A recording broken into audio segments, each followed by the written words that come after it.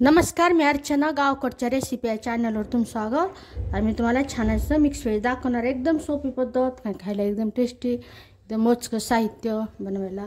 भाजीपाला कोणताही घेऊ शकता तुम्ही, घरात जे आहे ते.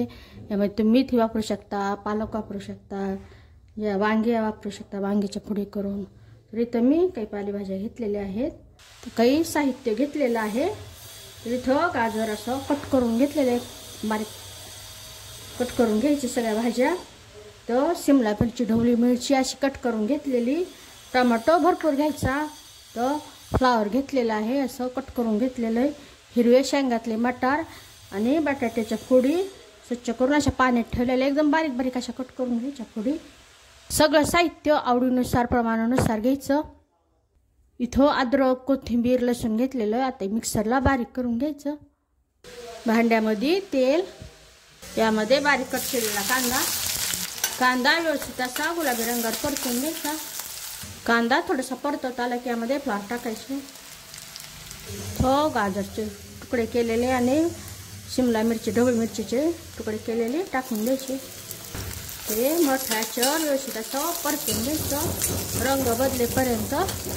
तुम्हाला जर इथं पालकाची भाजी किंवा मेथीची भाजी वापरायची असेल तर मग ही नंतर शेवटी टाकायची, ती कट करून, बारीक कट करून.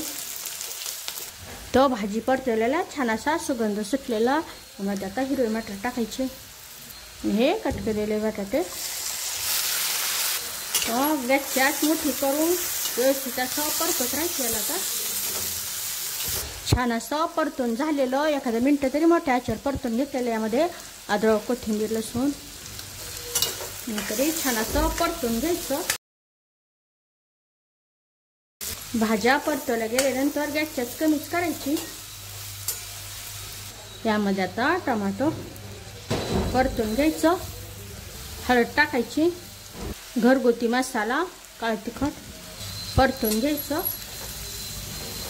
यामध्ये चवीनुसार मीठ टाकल्यानंतरही परतून घ्यायचं. आता इथं सगळ्या भाज्या साहित्य बुडेल एवढंच पाणी टाकायचं, जास्त नाही. पाणी टाकल्यानंतर गॅसची आच एकदम मंद करायची. मंद आचेवर झाकण ठेवून भाज्या शिजून घ्यायच्या, अधूनमधून चेक करायच्या. इथं छान अशा सगळ्या भाज्या व्यवस्थित अशा शिजलेल्या. गॅस बंद करायचा. यावर बारीक कट केलेली कोथिंबीर. नक्की बनवून पहा या पद्धतीने मिक्स व्हेज. कशी झाली ते मला कमेंटमध्ये सांगा. अशा माझ्या साध्या सोप्या पण टेस्टी रेसिपीज तुम्हाला आवडत असतील तर माझ्या चॅनलला सबस्क्राईब करा. चॅनलवरच्या बाकी रेसिपी आवडल्या तर त्यांनाही लाईक करा.